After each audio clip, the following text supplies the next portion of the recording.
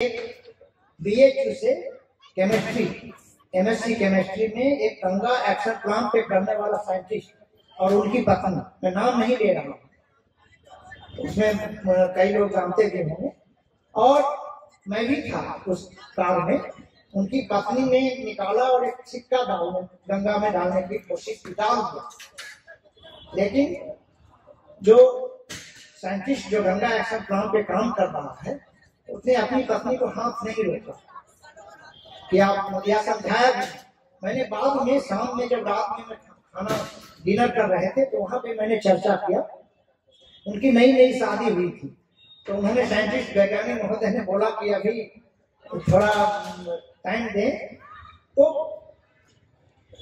और उसके बाद उन्होंने बोला कि मैं तो अगर माता जी नहीं डालेंगे तो मैं नहीं रोकूंगा। वो अपने ही बहुजन समाज से थे, ओबीसी समुदाय से। तो सामाजिक मतलब आप सारा चीज जान रहे हैं लेकिन आपके पास सोशल एजुकेशन की कमी की वजह से आप उसको रोक नहीं पा रहे हैं।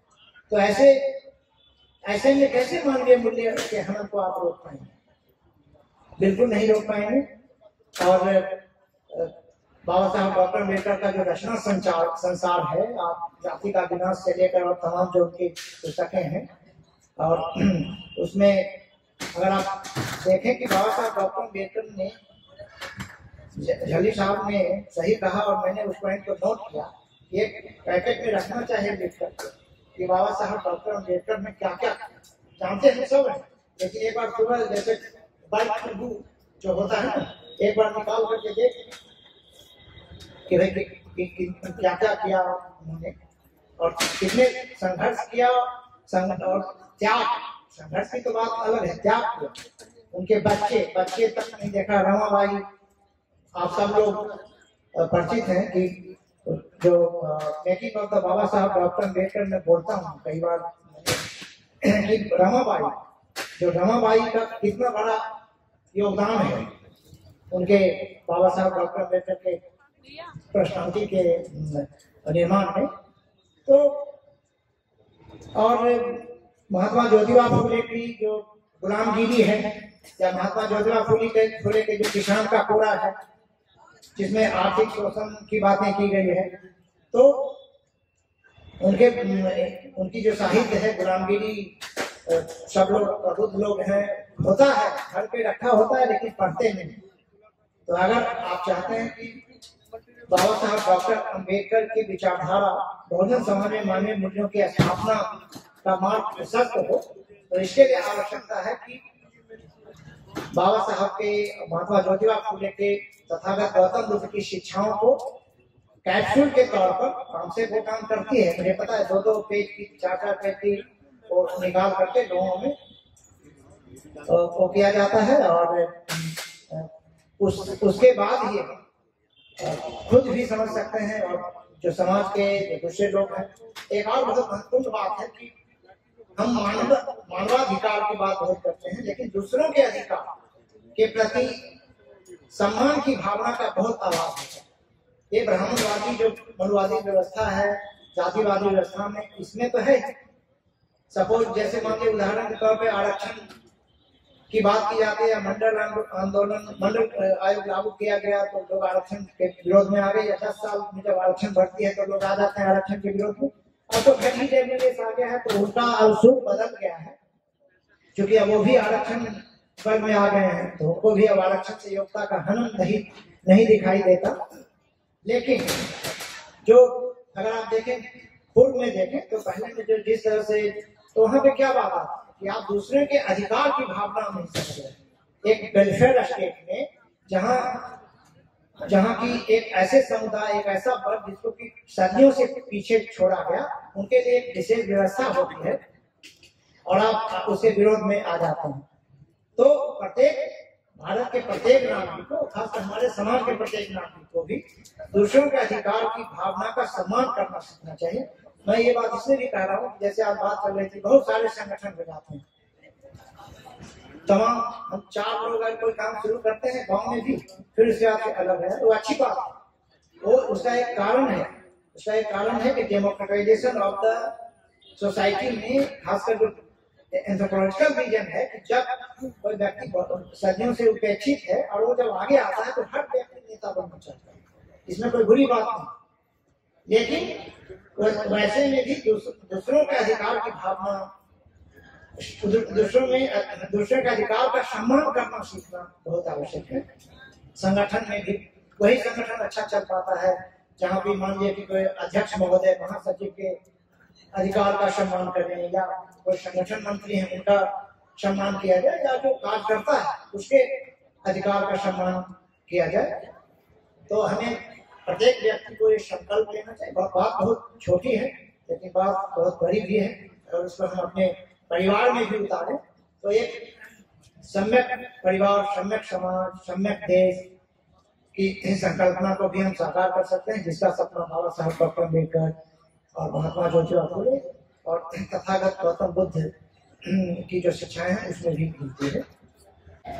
क्योंकि विचारधारा पे बहुत सारी बातें सब लोगों ने कही है तो बात को बोलना रिपीटेशन हो जाएगा, लेकिन ये है कि डॉक्टर अम्बेडकर एंड फुले, महात्मा ज्योतिराव फुले की विचारधारा को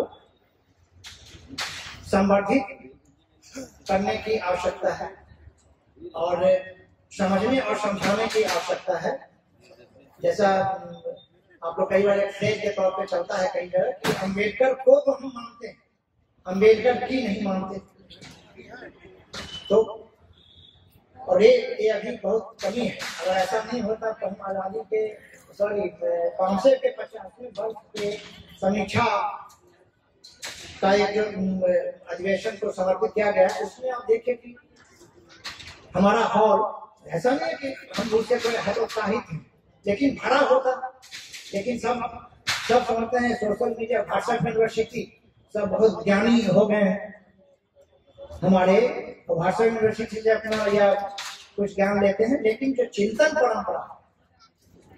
परंपरा को जब तक हम अपने देश समाज में, अपने परिवार में नहीं लाएंगे, तब तक हम बाबा साहब डॉक्टर अम्बेडकर या महात्मा ज्योतिराव फुले के विचारों को सही अर्थों में हम जो है अपने देश समाज में अंगीकृत नहीं कर पाएंगे।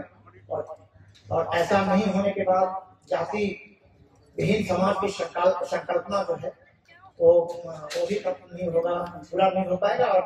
और फिर हम एक ऐसे समाज की संकल्पना जो कर रहे हैं जिसमें कि मानवीय मूल्यों का हनन न हो, वो होना भी बहुत मुश्किल प्रतीत होता है।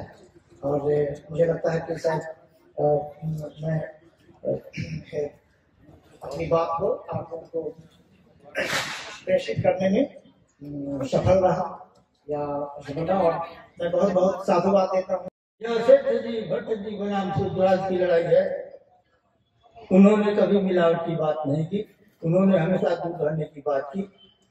जहां मिलावट करेंगे वहां कभी आप सफल नहीं हो सकेंगे। बातें बहुत है,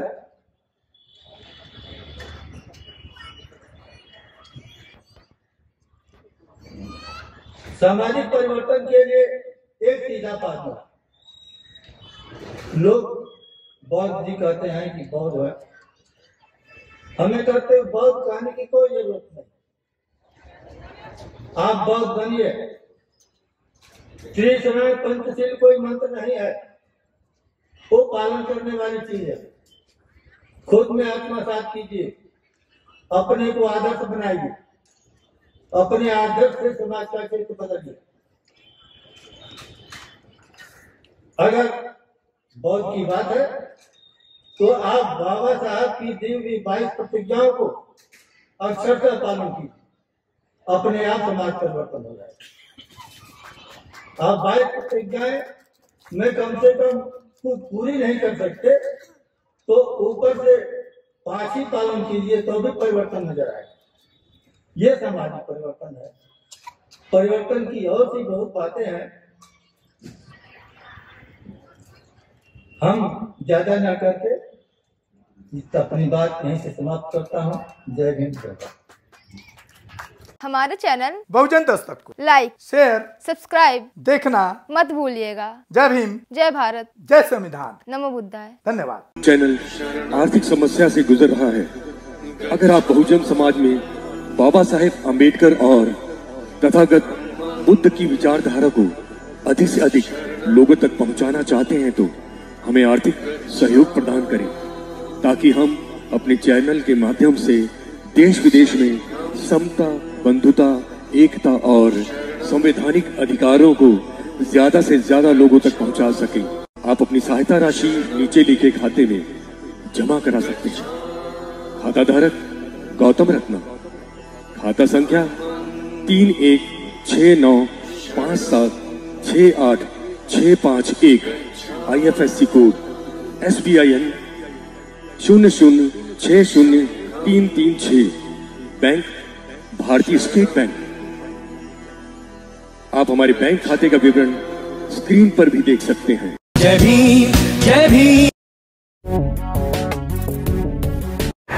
मैं गौतम रत्ना आपका बहुजन फिल्म प्रोडक्शन में स्वागत करता हूं और आप हमारे प्रोडक्शन हाउस के अंदर अपना कैरियर बना सकते हैं as a film director, as a producer and actor and actress and editor and cinematographer also. अगर आपको फिल्म से रिलेटेड कुछ भी प्रोजेक्ट आपको बनवाना है तो हमारे पास में पूरा सेटअप है, जिसमें फिल्म कैमरा है, शूटिंग लाइट्स है और एडिटिंग है। सारा A to Z एक ही जगह पर आपको हमारे यहाँ पर मिल जाएगा। तो दोस्तों आप हमें कांटेक्ट कर सकते हैं हमारे नंबर्स पर 9810085714 और 8510005714। हमारे वेबसाइट पे विजिट कर सकते हैं www.filmserviceindia.com और हमें मेल भी कर सकते हैं gautamfilmsproduction@gmail.com पर। धन्यवाद।